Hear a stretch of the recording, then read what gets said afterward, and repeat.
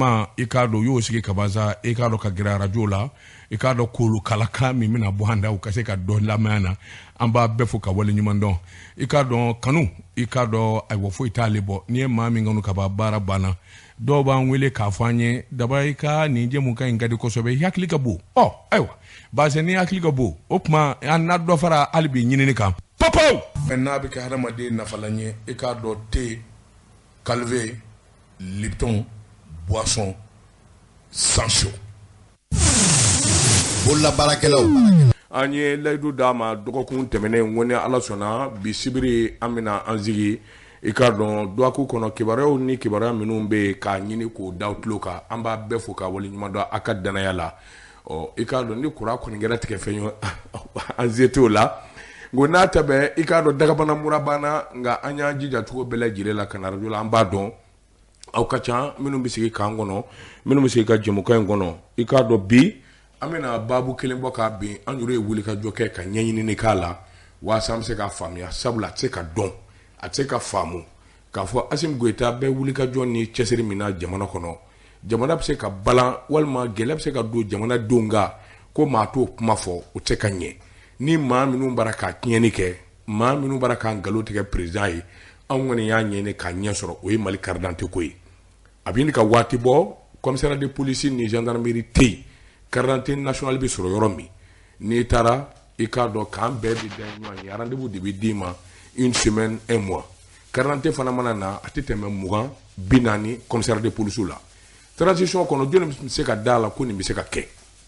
ko min do bedda de ne doaka ni dumi mafe ibaraka mo deme ibe wuli ka joke ibe kuma ka somi ka nyefoye o debe ke sababu ye gela be yoro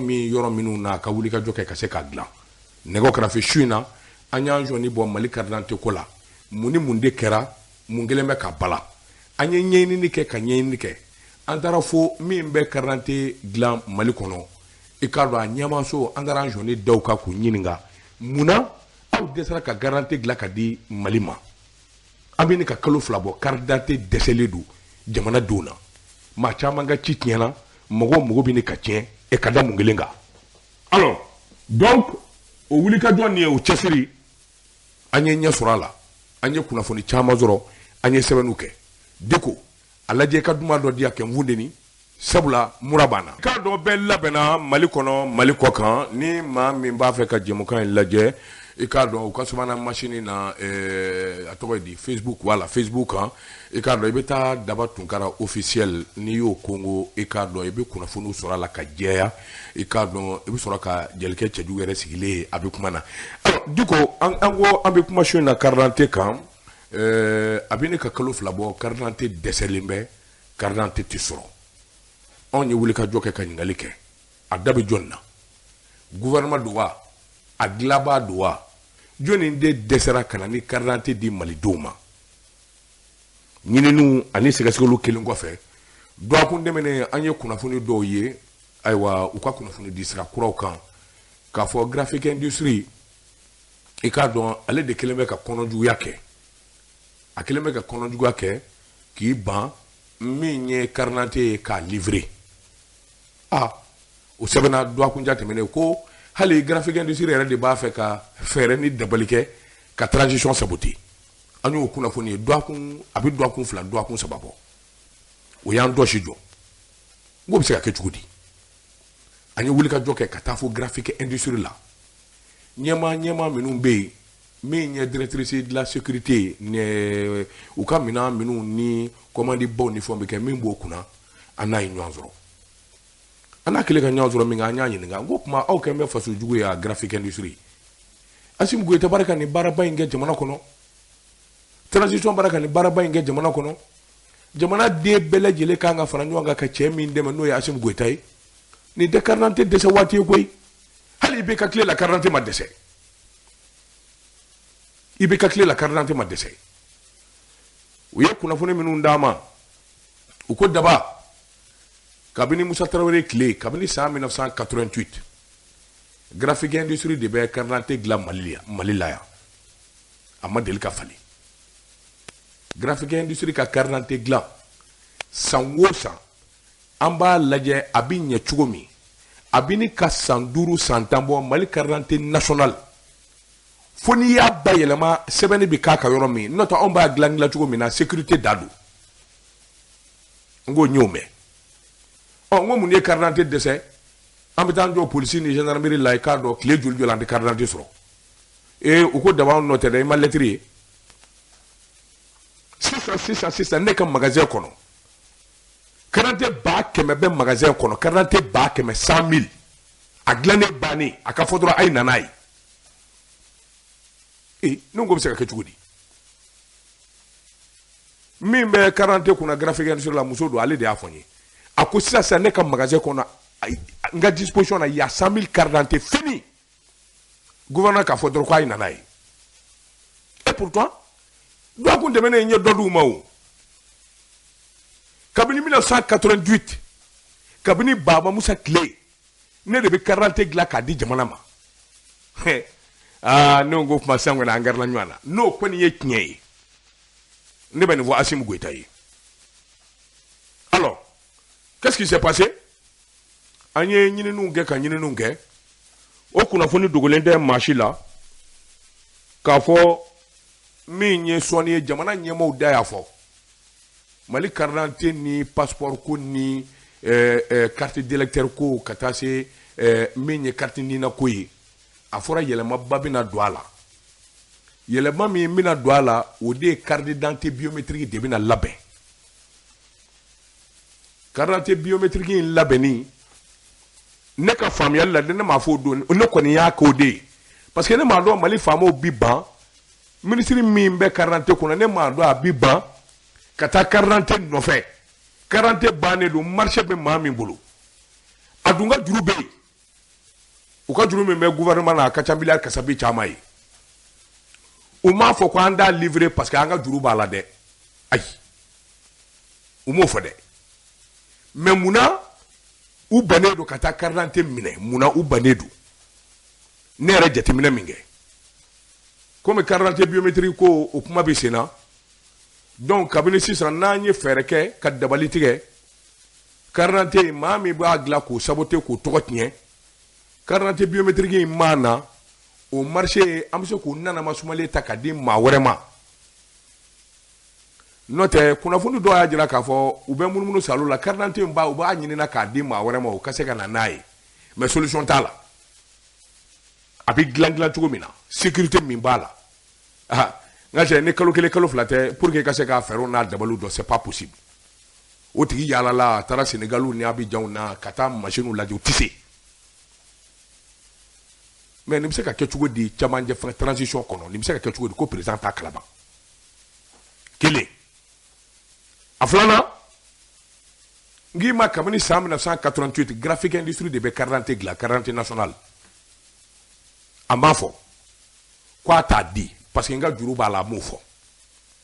do yere ko ne ma barakar la ko alu yere dimina graphique industrie tigi dimina tellement que madala na yere be mali kono kwa ko ala ni mali dun duguna mali dun torola aler be ma yin saka 40 ta kata di fu barakalo de ko itse ko ke ni o ka nga sara ambi sara tugudi ma keme duru ma keme robe baraka yoromi ambi fe mi vere bi se ka utaka to ni fu tugudi parce que ala ni kamana gwandana donc m'a fait comme mi viedron de graphique ni nye ko labeni ni nye jatemina ko jugude na nye 40 national mi mina na nya saboto bolo do mi na for ko 40 biométrique ko anga na noyi est-ce que na nya di ma werema est-ce que am mi nga na noyi ni marché bitema no ni nyanje lala na ndege no na nya ko demene kabisa ka le boala est-ce que ti nyama est-ce que andi war fro parce que kuna fone mbe du ko na dugule de mali be kelende mali wo kelende tout le monde se connaît anya me 40 biométrique a marché lancera no kabini ibeka clé là donc ko ba gla bakile donc ba gla wa keleni kemenani a dengele donc ba gla kemeshegi c'était le moins 10 ans donc ba gla kemeshegi c'était le moins 10 ans be kuma woro ni kuma woro farala kan di dola ambi carte national code la angono fa be kuma na tew anyuru ko ni ngamana gwana ni se ka kechugo mi transition kono de la angula kata sega sega like kan ngalike Ami doni mina kobi. Kada Mali de bela jele tulo ka graphic industry. Ou ka magasin kono carte nationale ba keme de blalembe a glale banedu. Il suffit que gouvernement ka accordi ay nani livrer ni nyoraina. Ministre mimbe 40 kuna kosa na anyayo malikura jemuka na anyayo. Ako way kabina électrique ka ci kuma bana minne do fora mais c'est pas ça la vérité. La vérité c'est ça. Alors, concernant qu'est-ce qui s'est passé?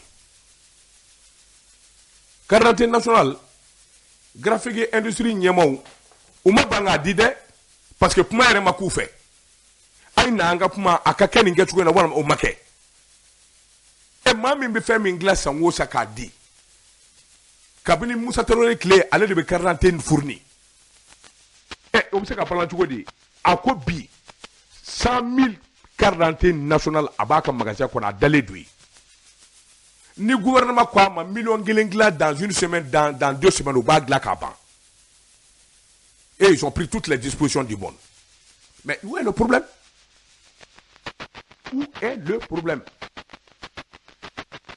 Le problème est ma côté de notre quarantaine côté. Quand on a une quarantaine biométrique, il y a un bébé de nos faits. Sauf le Malien te fa. Malien Tifa. Transition est nani do mingama. Ani so jaledu. Anye dana takada asimu goitaka. Ngana mi chugodo mado ba krefe minu laban labo bina to atien sama. Ni mbe faso kanu ani faso nyetai. Ima machi manga me ko ka keleke walma ko ambi dimi imo membali kono. Parce que jusqu'à preuve de contraire Ambedale do président Assimi Goïta la beba fait. En tout cas, aye bara minun jira aye kewale minun jira kana. La kana sera fait. Ma mine sera fait. C'est quelque chose d'important. Mais ma minun bi dibila ubaraka nunu nge kadamunga. Warko do wa. Walma olu ere de baraka transition saboté wa. O tseka fam. Mais il y a juste 1 ou 2 semaines halbi graphic industry nyama mimbe aku ye électrique ka ci ministre ma ou ko ministre ma bon alors on va faire aka commande kura kenga dobina fara asongoka yalo bi famu je sege nani jamana bele jele la fait fara la fait beka français to la amérique to la gasoil songa nyere la nekibe gasoil songa yele la Nikibe mina bo dien yoro kana bateau ti soro imana fo kibina na yoro ya fo bala Abidjan di do Sénégal ti do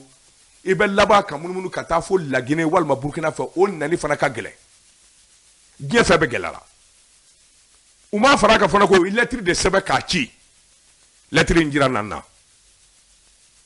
ewa amina laje ka doni fara ka sabula dien fa be gelara ko sayna gasoil gelera pétrole gelera papier minu nambe barakala o minon digla o bebi bo ko fekana o begilara o kuma amina doni vara ka ministry ni mami mbe ika bara fe ni bi jamana fe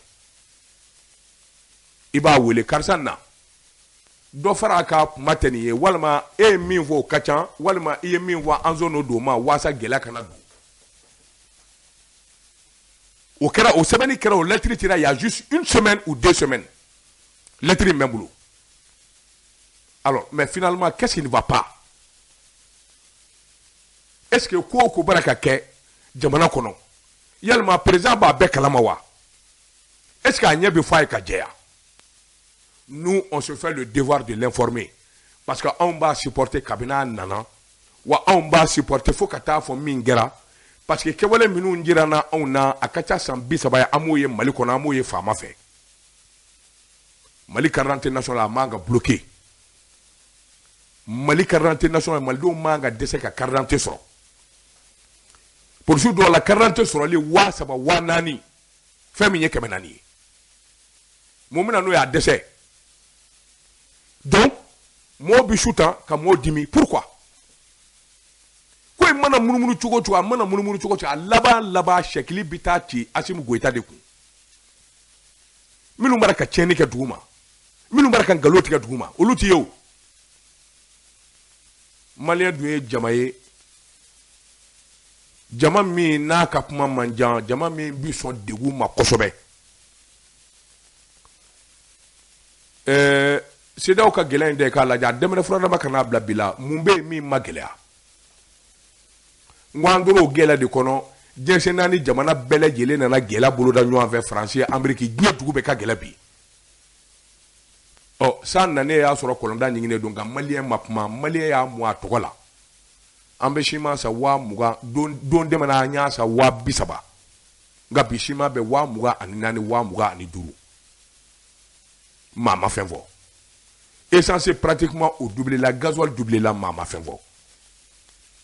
wulada na n tulo bɛ musow la gabuguda la ko najini den kelen kun ye 5 ye sisan a kɛra 7-20 ye maliyɛn ma fɛn fɔ don dɛmɛna jamana in kɔnɔ nin kun tɛ kun maliyɛn fɛ n'an degunna dɔɔnin dɔrɔn an bɛ mankan wuli i ye joli bɔlen ni politikimaw ka ɲɔgɔn janfa ni kuma porokoto i ye joli bɔlen Mali kɔnɔ k'a fɔ hali INTM min hali foroba cakɛla minnu kun bɛ ɲini fɛn ni fɛn na olu bɛɛ y'u mankan na parce que transition bɛ yen tɛ dɛ c'est parce que Assimi Goïta bara ka baara min kɛ baara in jɛlen don bɛɛ de ye et c'est ça la vérité Mali bɛ san 60 bɔ ni ɲɔgɔn na mada a ma deli ka kɛ ni ATT tile tɛ hali o tile ATT tile la murutuw tun bɛ kɛ mankan misɛnninw bɛ ci kabini mois de janvier fo ka n'a bila bi la i ma maa si mankan mɛn jamana kɔnɔ c'est parce que an dalen don a la jamanakuntigi min bɛ yen n'o ye Assimi Goïta baara min bara ka k'a fɛ an dalen don a la a kɛn bɛ ka kalifa min kɛ Choguel ma an dalen don a la mais ni fiɲɛ bɛ yɔrɔ dɔ la min fana n'o bara ka maaw degun in bɛ o mɛn maliyɛn ka degun n'a barika bonyana n'a murutira ko cɛjugu don ala k'an kisi o ma o kuma minisiri min bɛ carte d'identité kunna cakɛda minnu bɛ carte d'identité kunna kuma min n'a bara k'a fɔ jamana ɲɛmaa a ye kalo tigɛ tiɲɛ tɛ a bara ka min fɔ jamanadenw ye tiɲɛ tɛ carte d'identité bɛ yen duk ba ma kɛ k'a di min kelen bɛ k'a ban ka taa nɔfɛ aw de b'o dɔn anw t'o dɔn sabula fanga o fanga n'o nana o bɛna n'a ka opérateur économique ye c'est-à-dire o bɛna n'a ka jagokɛla ye fanga o fanga n'o nana dabali ni fɛɛrɛ dɔ bɛ tigɛ olu yɛrɛ bɛ se ka wari sɔrɔ cogo min na mais ka da mun kan nɛgɛw kana fɛ yen a dɔn transition a fɔra ko kalo 24 dɔɔnin bɔra a la sa tɔ tɛ est ce que jatew la n'i y'a lajɛ a bɛ kalo 18 walima kalo 16 est ce que a b'o bɔ bilen walima kalo 19 ça veut dire que dɔ kɛra kunnafoni di sɛbɛnw ani sɛgɛsɛgɛliw y'a jira k'a fɔ CEDEAO ka jamana ɲɛmɔgɔw ka kan ka ɲɔgɔn ye kɛ sini de tɛ kalo kura tile 3 ya Accra u ye kunnafoni minnu kɔni fɔ an ye fɔlɔ ni ala jɛna n'a ye sanction bɛ sɔn ka wuli gɛlɛya min bɛ Mali kɔnɔ a bɛ sɔn ka wuli n'a wulila o de y'an ka laɲini o de ye hɛrɛ ye mais sanction wuli n'a wuli baliya o ko man k'a to keleku ka don transition kɔnɔ jogojuguw ka don transition kɔnɔ Assimi Goïta kana sɔn n'i sɔnn'a ma san da kalo 6 malidenw b'i minɛ n'a ye transition maliyɛnw sigilen bɛ ka fɛn caman kɔnɔ a la an sigilen don ka yɛlɛma kɔnɔ yɛlɛma min ni maliden bɛɛ lajɛlen b'a dɔn yɛlɛma in kun fɔlɔ dɔ ye lɔkɔliko ye transition sigi furadama ka n'a bila bi la an m'a mɛn ko yɛlɛma donna ekɔliko la o hali n'o y'a sɔrɔ ɲina defu fɔlɔ de kɛra sonyaniba ni sujet bɛ yaala la sujet sɔrɔla an b'o kuma kɔni mɛn fɔlɔ nka lɔkɔli yɛrɛ yɛlɛmani ka barika don lɔkɔli la kalandenw ka se ka segin u minɛnkɔrɔ kɔnɔ lɔkɔli karamɔgɔw ka se ka jɔ u jɔyɔrɔ la fo don gɛrɛngɛrɛnnenw de ka sigi lɔkɔliko kama parce que démocratie nanen Mali kɔnɔ a ye Mali ekɔliko de daji ka ekɔliko ban kabini don min AM ni ayiwa politikimaw nana fara ɲɔgɔn kan ka don gouvernement na c'est fini Mali kalanko banna a don fo kana bila bi la yɛlɛma ma kɛ Assimi Goïta kana sɔn a banna transition ka ban n'i ma nɔ kɛ ekɔliko la Assimi Goïta wulikajɔ boloda cakɛdaba caman de bɛ yen minnu zonzorolen don minnu sigilen don commentaire b'a la Segu i koma b'a la Kulukɔrɔ ni cakɛda ninnu maa 600 maa 1000 bi baara k'a kɔnɔ taxi ni l'impôt ani kuranzara maa min b'a la n'o b'a dahirimɛ sɔrɔ o ka ca kana sɔn a bada transition ka ban n'i ma se ninnu ma n'i ma maga ninnu na ne dabali banna ko sima usine flaman dɔ joli bɛ Mali kɔnɔ mais hali bi sima bɛ sa jamana kɔfɛ ka na o sima usine ninnu bɛ yan catiribɔ de kama wa walima mun kama sima usine bɛ Mali kɔnɔ a dɔw bɛ yen a bɛ ne ka san 1 bɔ donc on bi pulser kɛ télé ni radio la fɛn nin jima ndɛngɛ nin jima in bi tan nin bi tan hali bi sima bɛ sa jamana kɔ ka na o tuma usine ninnu sigilen don mun kama an ka tiɲɛ fɔ ɲɔgɔn ye han kuma lakoloma o don ko faama dɔ ye n wele a ko daba i ye kuma min fɔ n'a sɛbɛnnen kun don journal kɔnɔ est ce que aw ma fili n ko naam a fɔra ko nafolomafɛn dɔ sɔrɔla Buguni yanfan fɛ o ko min ma ko lithium convention a bolonɔbila sɛbɛnw ni fɛnw kɛra a 100 o 100 ko Mali niyɔrɔ ye 20 ye 80 a bɔ b'a ta ye nka o kɔfɛ a bi l'impôt sara a bi taxiw sara ɔ n'i y'o fara anw ka 20% kan ko an bɛ se ka taa fo 80% ko tiɲɛ tɛ moi j'ai pas compris 20% c'est 20%, 80% c'est 80%. hali n'a bɛɛ Mali ta ye Mali ta ka kɛ 80% ye min bɛna bɔ o ta ka kɛ 20% ye mais min bɛna bɔ il va payer des impôts même si c'est même ni Maliden don il paye des impôts il paye des taxes mais non ne ka kunfin là 20% n'est rien comme tant de Maliens nous sommes 20%. Asi il faut renégocier. Au misali mini. Ça ne boit dingue, ça ne boit dingue. Au baraka dami mi malekona kacha tali duré. Et pourtant ça nous voit malekona be kamakodo. Mais ça n'a pas changé. Ça nous voit dugu minu na dugu ma yelama jango ahina kase malde toma. Minu ngala do fona chugo re fonye ngase ka famu. 20% c'est quoi? Oudou y'a fort que lithium nafa min b'a la diɲɛ naani jamana bɛɛ lajɛlen girinnen don a nɔfɛ ale de bɛ se ka kɛ ka diɲɛ baara caman kɛ dugukolo sanfɛ u y'a fɔ k'a fɔ minnu b'a dɔn bon n'a fɔra ko bɛnkan sɛbɛnw ni fɛnw na ko Mali ta ye 20% ye yɔrɔ minnu bɛna bɔ olu ta y'a tɔ ye ah non il faut pas nous dire que ou bien impôt sera ou bien taxe sera. Même les sociétés maliennes paient des impôts et des taxes. Et pourtant, c'est des sociétés 100% maliennes. Ils payent des taxes, ils payent des impôts. Ne fait autant sur eux. La forme fait mais bon Mali kono. Mali kana 50% sur. Quand on a au moins 45%, abi Mali n'a pas 45% seulement au Mali n'a pas. Je ne suis pas économiste. Je ne suis pas un chercheur, mais il suffit de voir Angazi ka lajɛ dɔrɔn k'a jateminɛ. Donc, moi je pense que le président Assimi Goïta an b'a la k'an dɛmɛ dɔɔni ka se bɔda la. Mali ɲɛ b'i la dɛ, Malidenw dalen don i la. Donc dala bɔra k'a f'i ye. N'a bɛ se ka na kunnafonidi sɛbɛnw ye lahala min kɛ Duwawu furanjɛ in na i k'a dɔn fɛn fila ne hakili tor'o la kosɛbɛ a fɛn fɔlɔ ye min ye mara cɛboli n'i ye duguw ta région kɛra marabolo 19 cercle ka ca commune yɛrɛ ka ca i k'a dɔn Tigibugu fiyɛ ka taa se i k'a dɔn sigida ma o ka ca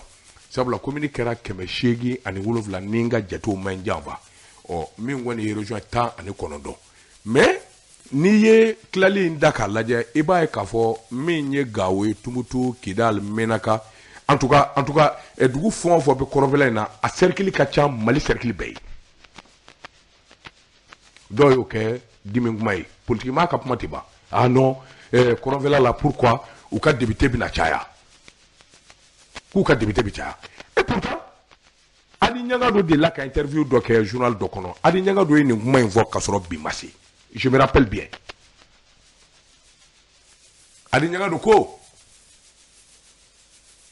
maa min b'a la ni o tigi diminen do k'ale tɛ jate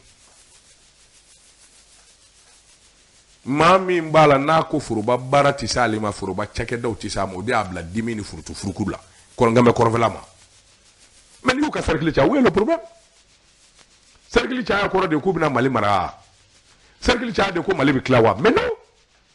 ils n'ont plus de députés d'accord marabolo dɔw bɛ yen o député de bɛ caya ka tɛmɛ marabolo dɔw kan kɔrɔnfɛla dugu dɔw bɛ yen o duguw députés bɛ caya ka tɛmɛ peut-être Segu ta kan walima Sikaso députés kan mais ça ne veut pas dire que jama de b'olu bolo ka tɛmɛ a bɛɛ kan et fɔlɔfɔlɔ député bilen joli 140 ani kɔ mais ni ninnu kɛra député 100 ye kɔrɔnfɛla dɔrɔn député ka kɛ 100 ye mais u ka député 200 bɔ camancɛ la mais problème est mi ni député 100 bɔra kɔrɔn fɛ u ka yamaruya député u ka caya ka 200 bɔ yan o tɛ député 300 ya u b'a fɔ sisan e kɔni e ye lalatɔ de ye député 300 o sara n'o balo nin fɛ mais dɔ ka b'u ka sara la n'o de bɛna ni bɛn ni kɛlɛ ye jamana kɔnɔ dɔ ka bɔ sara la kɛ député ka sara c'est quoi dɔ ka bɔ a la ni min nana député ya de la wari ɲini na i n'a dɔn k'a fɔ wari ti sɔrɔ ni min nana don faso jɔ la olu b'a ɲini an b'olu sigi c'est la solution elle est simple n ko y'o de f'i ye c'est-à-dire que on n'a pas besoin d'un doctorat d'une licence ni diplôme ba in bɛ carte ni diplôme on n'a pas besoin de ça au Mali c'est-à-dire ça saute à l'œil nu mais non kɔrɔnfɛla cercle ni a hameau de culture ni fɛn cayalen ka barika don a la a bɛ kɛ sababu ye min ye foroba cakɛdaw ye olu bɛ ka taa les cercles les machins gendarmerie bɛ taa policiers bɛ taa dɔgɔtɔrɔso bɛ dayɛlɛ c'est un développement ça va montrer que vraiment l'État a une considération pour eux ça ne fait qu'à renforcer la cohésion moi je comprends comme ça moi je pense que c'est une très bonne chose ne m'a fɔ maa wɛrɛ dɛ ne ka hakili la ne ka kunfi jate la je pense que c'est une très bonne chose a filanan maître Kassim Tapo n ye kuma dɔ mɛn a da loi électorale min kɛra c'est-à-dire que voté sariya minnu n'a taara CNT la ni CNT y'a i bolo kɔrɔta ɔ yalɔ ko in yɛrɛ daminɛ mankan donna gouvernement ka ciden minnu dara ka taa ni projet in ye CNT la mankan u y'u bala fɛn caman kan u y'a salo ka caman bɔ a la bon o ye politique kumaw ye n disi o bɛɛ ma mais n ye kuma min ani jateminɛ min mɛn maître Kassim da n y'a kala sɛbɛnfuraw la a ko d'accord loi électorale sɔn kɛra ma CNT la mais kumaw ma jɛya a fɔra de ni maa min bɛ transition fanga na c'est-à-dire que i bɛ gouvernement na o i kɛra Assimi Goïtaw n'a ɲɔgɔnnaw yamaruya t'i bolo sariya t'i bolo i k'i kanbɔ i ka kɛ candidat ye kuma in faamu dɛ loi kura min dara c'est-à-dire n'i ye transition maa ye yamaruya tɛ e bolo i ka kɛ candidat ye mais i bɛ se ka kɛ candidat ye condition min na kalo 4 kalo 3 yanni votew cɛ n'i démissionnera ka bɔ i jɔyɔrɔ la i bɛ se ka kɛ candidat ye bon politique mɔgɔw bɛna an dɔrɔ o kuma fana na ne ko ça c'est un problème est-ce que ça c'est un problème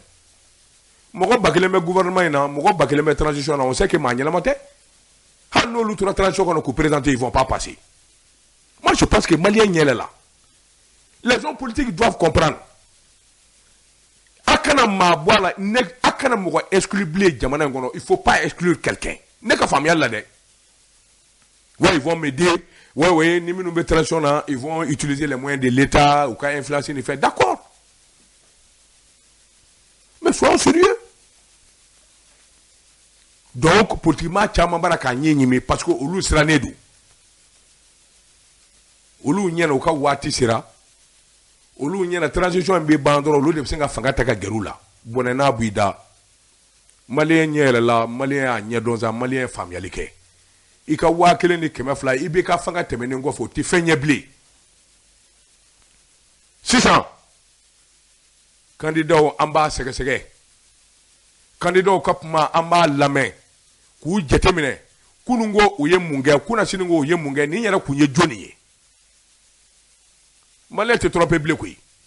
sai grafe foli anetoni amboka kanyashi Mohamed Jarama Mohamed nuka makoba jara dugabu jarake abaraka turala nye mishi mishi de journaliste c'est du canadien deli klongadi niko mama karsa milongelen diande na ki makarsa fa de be la ma se ka milongelen di mama wa ni ko le kuma tlanga wa kele tlanga ko tietawu